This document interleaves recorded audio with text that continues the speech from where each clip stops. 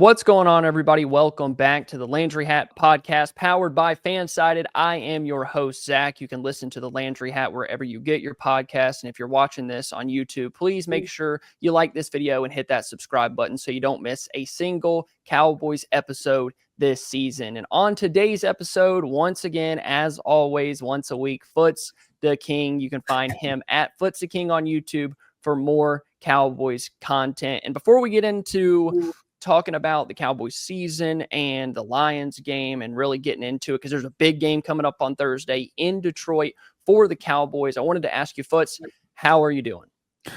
Zach, I'm doing well. Thanksgiving was good. I started a new workout routine, so I was telling you I was a little tired, but then it's like, you know what? I got some good energy to talk the boys.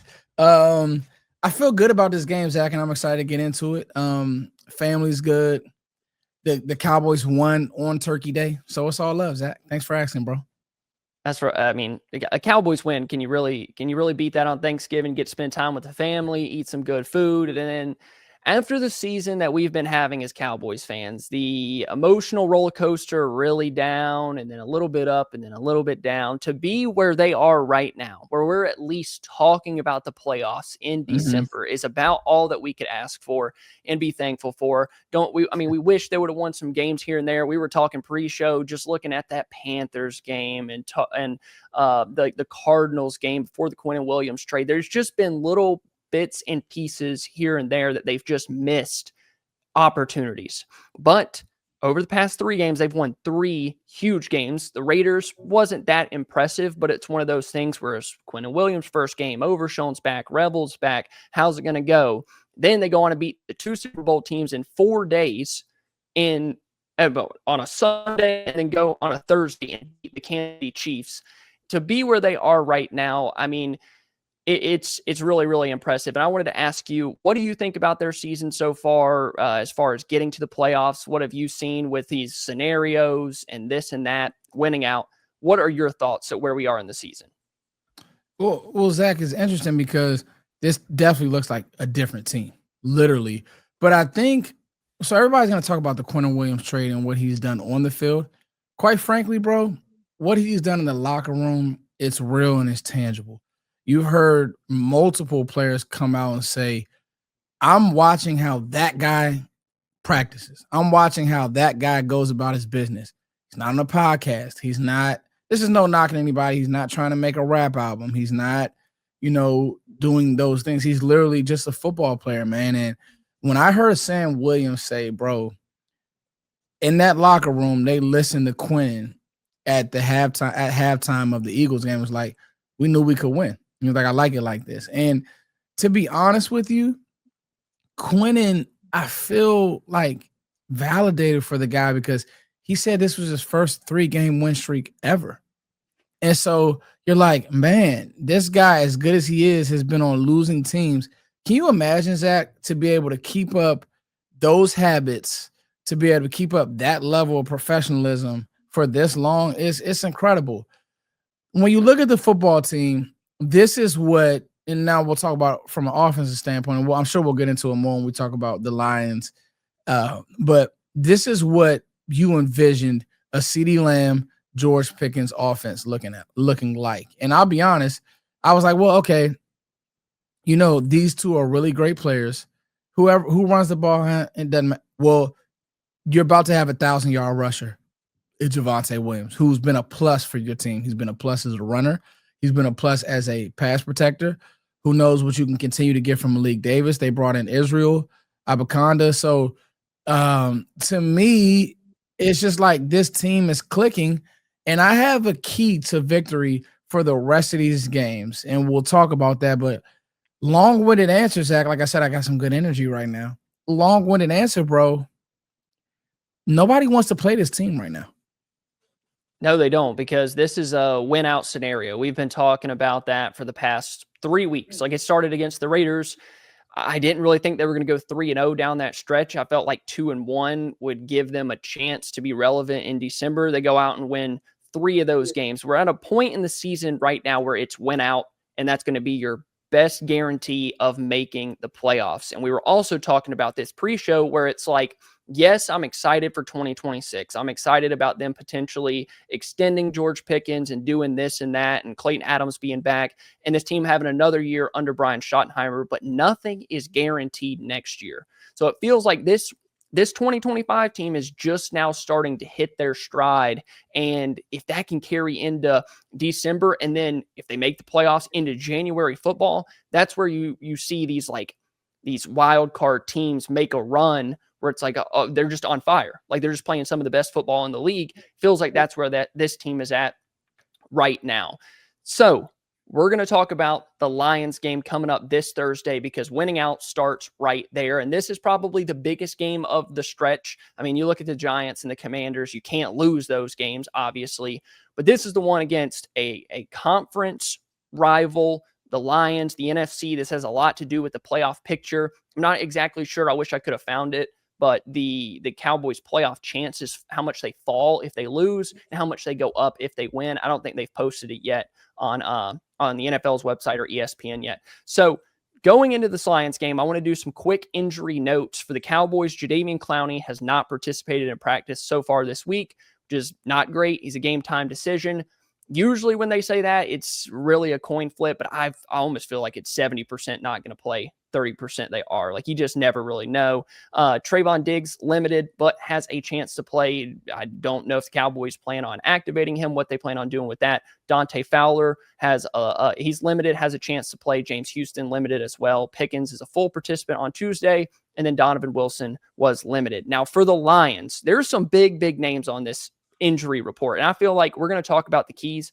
We had to at least mention these. Terrion Arnold, the guy they drafted in the 2024 draft or 2023, a young corner. He's out 4 weeks. He just went to IR. Brian Branch is been limited this week, but is expected to play. And then Amon-Ra St. Brown, a low ankle sprain. Possible, but not likely that he plays. That's usually something that keeps people out for 1 to 2 weeks. That's a big hit for their wide receiver room. So as we've done with previous podcasts, and I want to do it this week on the Landry Hat, make sure you guys are subscribed and you like this video. 5 key matchups, 5 just spots the Cowboys have to win against this Lions team. And Foots, we're going to start with the Cowboys D-line versus the Lions O-line, specifically in the run game. What do the Cowboys need to do across the defensive line? Talk about Jahmyr Gibbs, what he means to this team, and their chances for the Lions' chances of winning. So it's so funny, Zach, and I'm pulling up my notes here.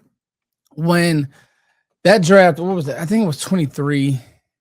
Yep. And everybody was talking about Jahmyr Gibbs and Bijan Robinson, and I just kept telling people, like, man, this Gibbs is something. You know, we were talking we were talking pre-show just how young he is and how explosive he is.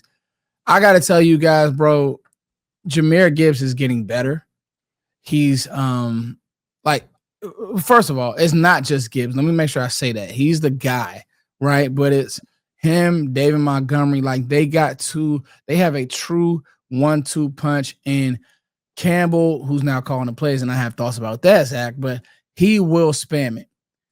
The great thing is the interior, whether it's Ratledge, Glasgow, like, they just literally tried to bring back, what was my guy's name? Frank Ragnow, yep. Because they just can't really block it up front. Like, it's, you saw it in the Philly game, who, you know, you're looking at Philly's D-line, you're like, man, they got a great D-line.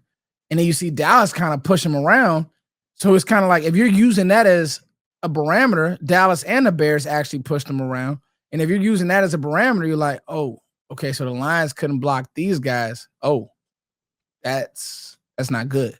And so that's going to be the chess match within the chess match. You just said, okay, well, is Trevon Diggs playing? I'm here to tell you, I don't think that Dan Campbell's a crazy man. He's a little cuckoo. He's a little quirky, but I don't think he's crazy. I do not expect him to just line up and say, hey, Corner Williams is sitting in the A-gap, let's run at him. What that means is a lot of edge runs. Corners got to come up and fit. A lot of stuff like that, what you can get. And it was so funny because I'm watching now, to bring it all full circle, I'm watching Gibbs versus the Eagles, and he was still super explosive, Zach. Like, he was still doing the things, but it was on the edge. It was in the screen game. So up front, man, I think that Dallas has a true advantage, right? you see what Quentin Williams has brought. I just talked about the leadership, but the run stuff, that's what he does. He splits double teams, and Kenny Clark is flying off the ball, and Osa's flying off the ball. And even though I wish that I do wish that Clowney was playing, right, Zach? I don't worry about it because that interior 1, 2, 3 is going to be getting so much push because, again, this offensive line just isn't great. So you need to stop the run. You want Goff in 2nd and 8, 3rd and 6.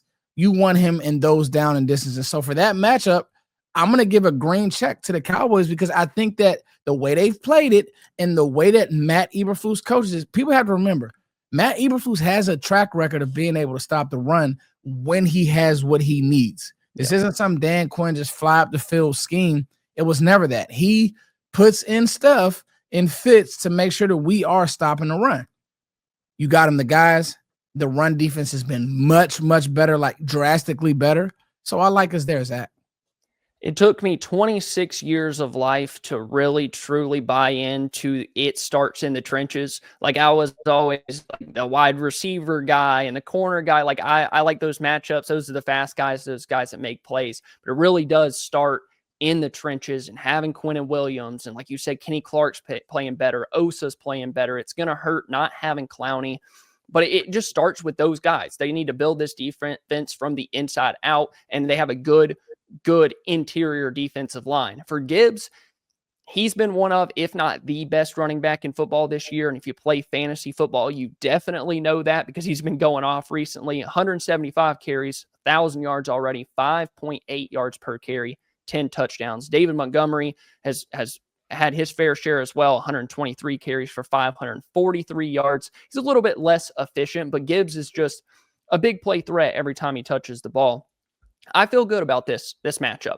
Like we're going to talk about it with pressure and pressuring Goff and stuff. But I mean, you remember when Detroit came into Dallas, into AT&T Stadium last year, the Cowboys were not good enough up front and they got bullied 47-9. They got beat up in that game. I don't think that's the same team. They're not facing the same defensive line.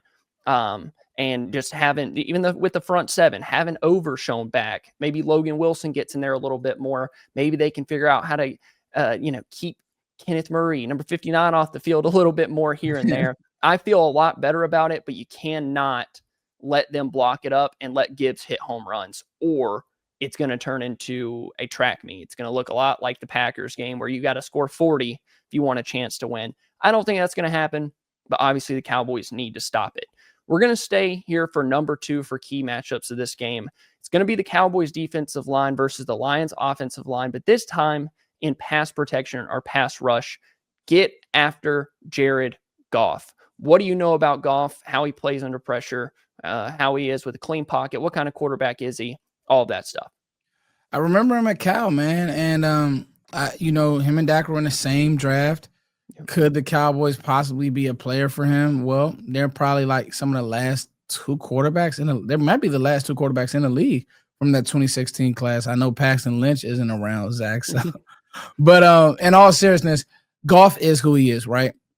Really the last of a dying breed. You don't see many stand in the pocket, 1 to 2 to 3 quarterbacks, but that's who he is, right? Yeah. If you get around him and you take away, I would say, his second read and you make him and his eyes drop, that's what it is. And I got a few numbers for you too, Zach, because I looked at the Eagles game, right?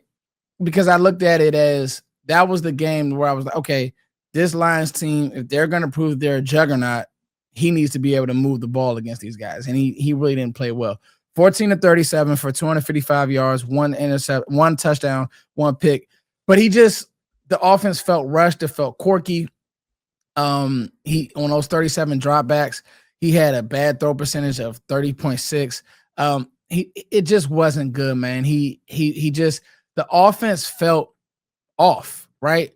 And some of that, and I was talking to you pre-show, some of that may be Dan Campbell, right? Because what's happening is when you go to a new play caller and they had Johnny Morton, they didn't like it.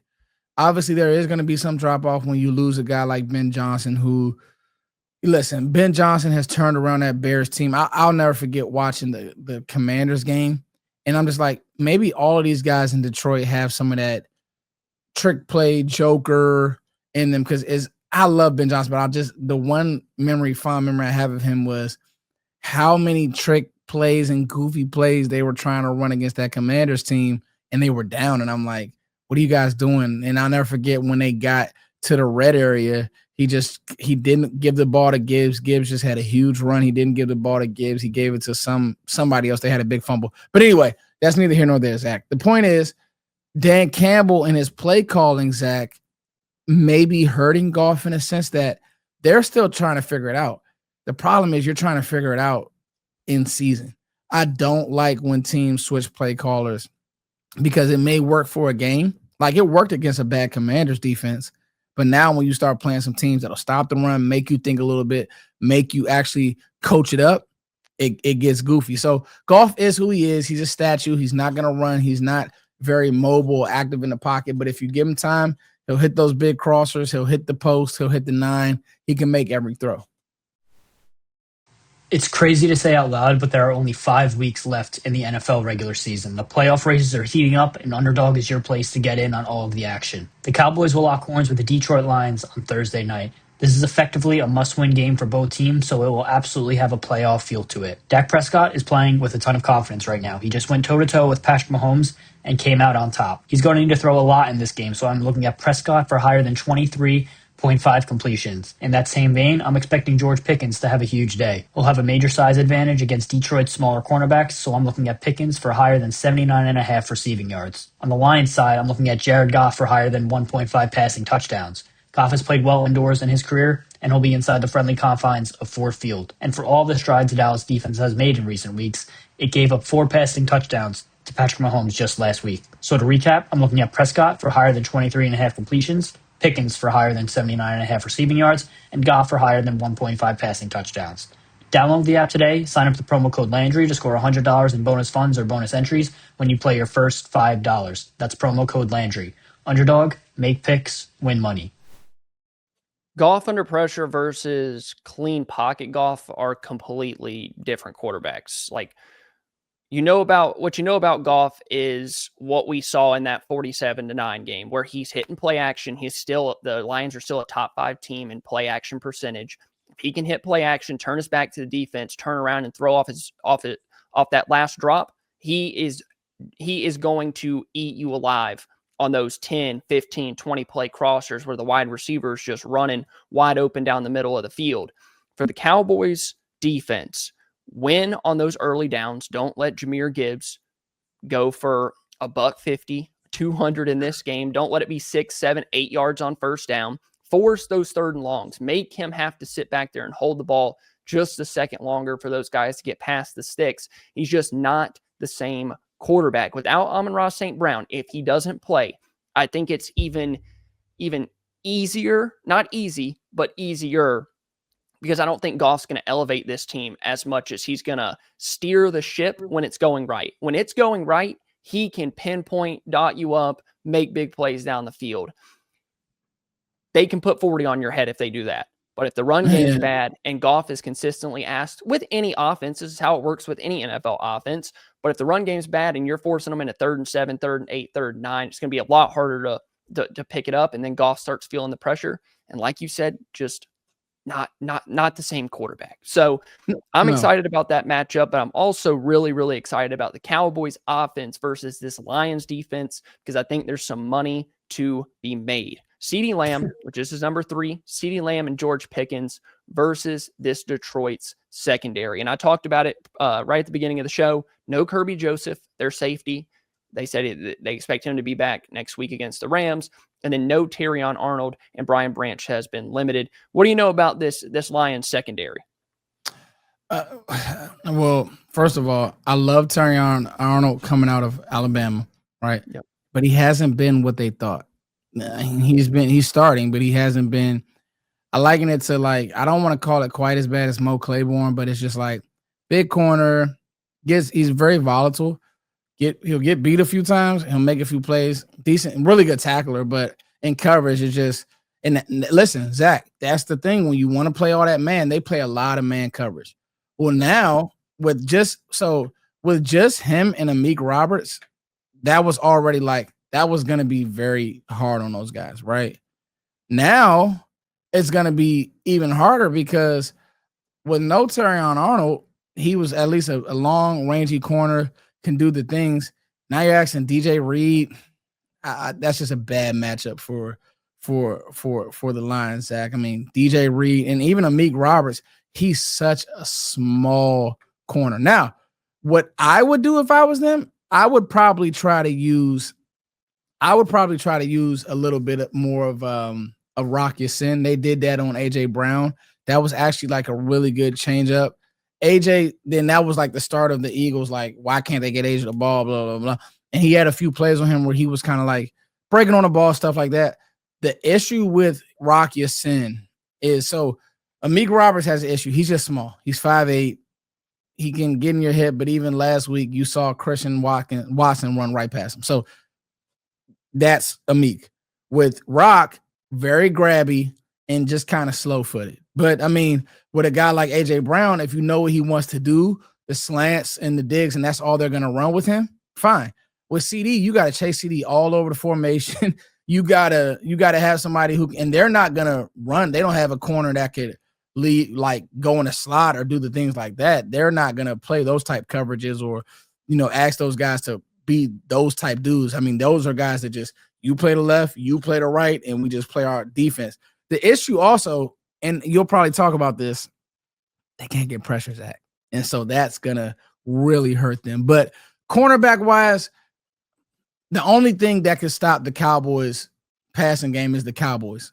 Like, I don't want to say there's nothing that these guys can't do because they're professionals, right, Zach? But if we're being completely honest, they can't run with our guys.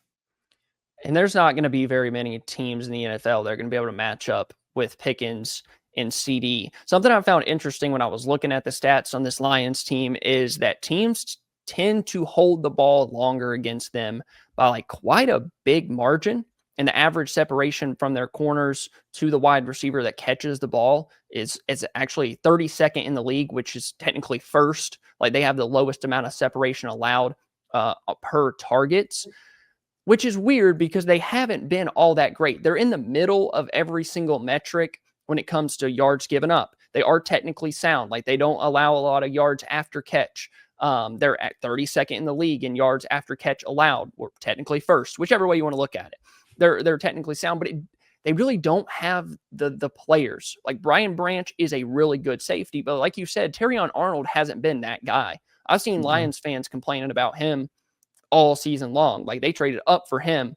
I'm pretty sure with Dallas when they took Tyler Guyton to go get Terrion Arnold. No Kirby Joseph is the hard-hitting safety in the middle that they like. He's not going to play. I think there's chances to hit big plays against this team, take the deep shots. We saw what happens when teams try to man up with CeeDee and Pickens on the outside. They're going to have to just grab and hold and hang on for dear life and hope they don't get called for penalties. Like, Dallas is the number one team in the league, and CeeDee and Pickens are top 5 in pass interference yards on the season. Like, you can play off of that. You can build an offense off of that because they're just trying everything they can to stop you. What I'm interested in, and I'm still, as the season goes on, especially as the Cowboys offense gets back in rhythm with CeeDee and Pickens, who does Detroit worry about more? Like, at some point, I think we're going to see a game where people are going to say, well, yeah, CeeDee had a great game because they're so worried about Pickens. You know what I'm saying? Like, how much they've said that with Pickens and Lamb and blah, blah, blah. Like, it's just too much for a majority of NFL defenses to handle. Dak Prescott being the quarterback that he is, they're playing in a dome, indoors.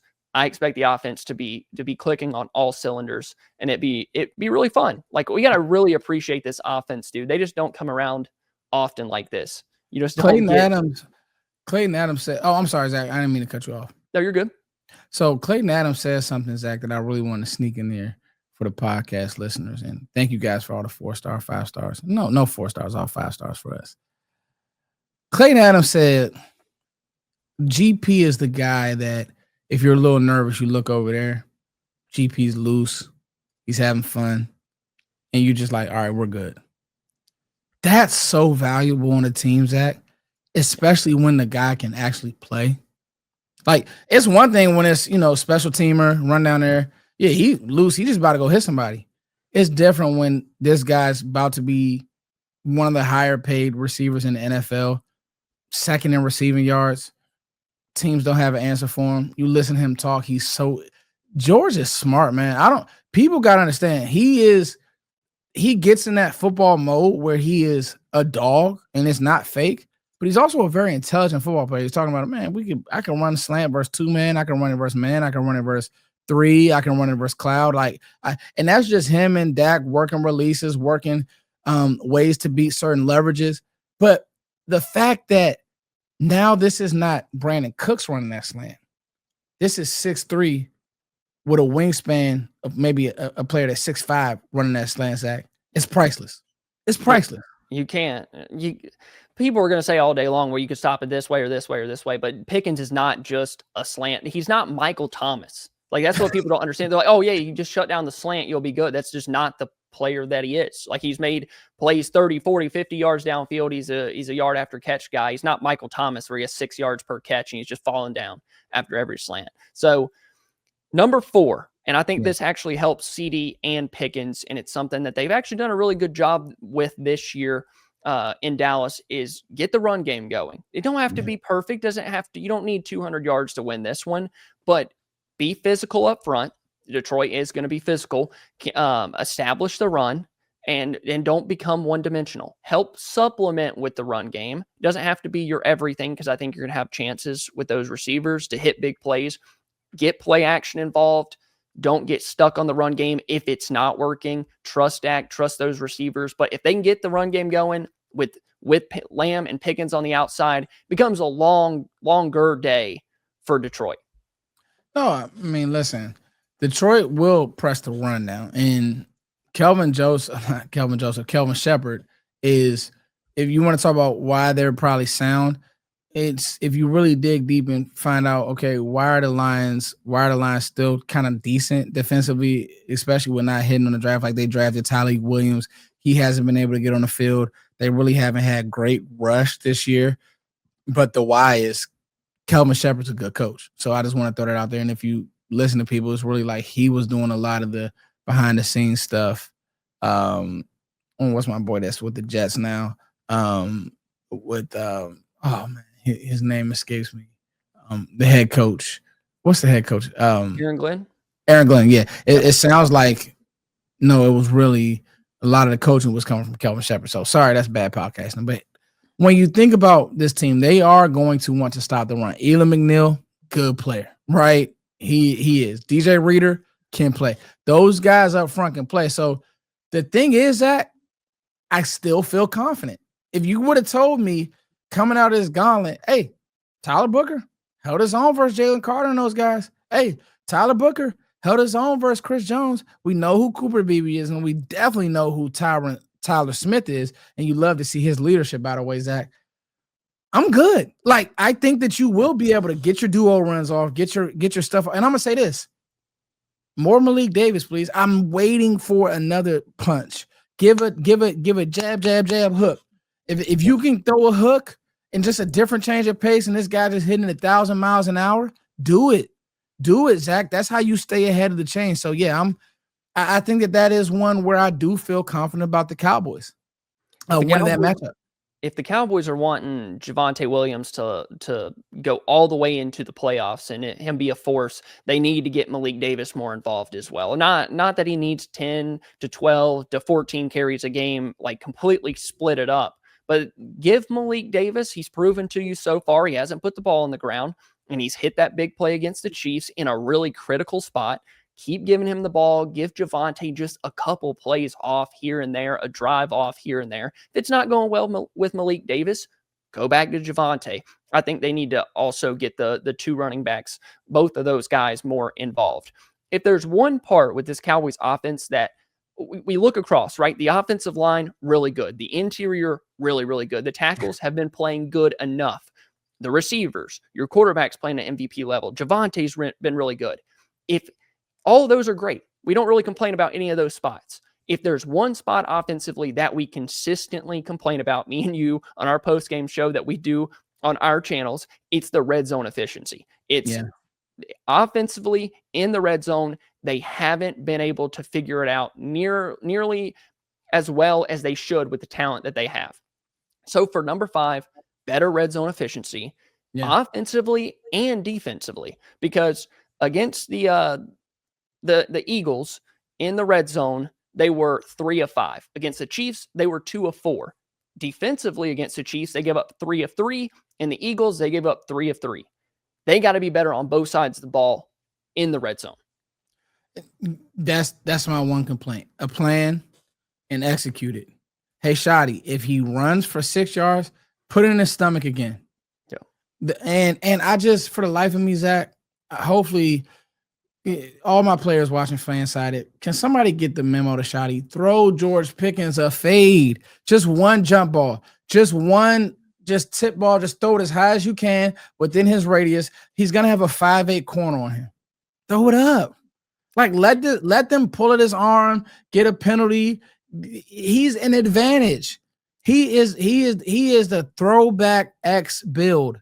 Throw it up. It's not a hard play to I'm telling you now, fade is one of the when you have a good, and maybe it's Dak doesn't really trust it because it is a certain way you have to throw that ball. But like, come on, bro. We that's an easy button to press for Pickens. But it's kind of nitpicking, picking. You get him, but no. In all seriousness, to me, Zach, give him that shot in that red area because it does feel like we get a little out of whack in the red area. It also feels like a Dak Prescott problem. Like, he just hasn't been good throwing the fade ball. Like we remember some plays here and there in like 2021, 22 where he could hit Michael Gallup in the corner. Like, he hasn't thrown it well enough. He hasn't put enough air under it. Some of that does fall on Dak and why they don't. I think they don't throw it as much as they should. But also, like you said, give Javonte the ball. Like, if you're on the 10-yard line and he picks up 6 and gets you down to the 4, why are we throwing it 3 different times? Like, why is he not at least getting one more opportunity? And he might get you down to the 1 and then keep giving it to him. It's something that Shoddy's really got to figure out as a play caller. And I think now this far into the season, it's been such a problem that he starts freaking out, starts spazzing out when he gets down there. And he's like, we got to put the ball in the end zone. He knows it's a problem. He's a first-year head coach. Like, he is. All the alarm bells are going off with whatever they're not good at. And it just seems like it just kind of ekes into every single game. But for the defense, they have been, when they bend, they break. They haven't bend, but don't break. That's what they need to be. Giving up 6 of 6 in the past 2 games in the red zone. The thing about the Lions is they are going to go for it on 4th down, just like the City Chiefs did. They're going to go for it on every 4th down. So you're not just stopping them from getting 3 points. You could also save yourself 3 and 7 points. They're probably not going to kick the field goal if they just easily move the ball down the field, get inside the 5-yard line. Dan Campbell's going to want to go for it. So by being better down in the red zone, you're not just saving, however the math works out, 4 points, because he's not just going to kick the field goal. You can stop him. You're saving yourself 7 instead of 3. So that needs to be a major emphasis this week. And if they can win the red zone battle and just be better than the Lions in that spot, because they're going to get down there, I think both offenses, Cowboys have a really good chance to win. So that's our 5. Foots, do you have any other comments, thoughts about this game for Dallas? No, man, I feel good. Cowboys just need to keep playing good football. There'll be adversity throughout the game, and they've answered those calls really, really well. Stop the run the ball, you win the game. I'm 100% with you. Do you want to give us a score prediction? I'm going to put you on the spot. We definitely didn't talk about this pre-show. Let's go 31-21 Cows. Okay, I'm going to go 33-27 Cowboys win. So yeah, I don't think it'll be as. I think once they get a beat on Goff, he'll start either turn the ball over. He has those kind of meltdown games where it's like, Goff, no, what do you? So yeah. Yeah. I'm waiting for one of those Cowboys, like the ones that they had in 21, 22, 23, to where they were playing a good team, but they turn it into a track meet and it kind of gets blown out of the water. Like the top just Yeah. gets blown off the game because they're that explosive offensively. Just need Yeah. maybe a turnover or two by the defense, maybe a Goff strip sack, something like that. And there's a lot of avenues for Dallas to win this game. And I think they can get it done. So thank you guys so much for watching. If you enjoyed, please be sure to leave a like and subscribe to the channel here on YouTube. If you're listening on Apple Podcasts, Spotify, please make sure you give us 5 stars because you love this podcast and it really helps us out in the algorithm. It lets those places know that we are legit and you guys are enjoying it. So thank you so much to Foots. We really enjoy making these episodes for you guys. And thank you to FanSided for trusting us this football season. We love you guys, and we'll see you next time.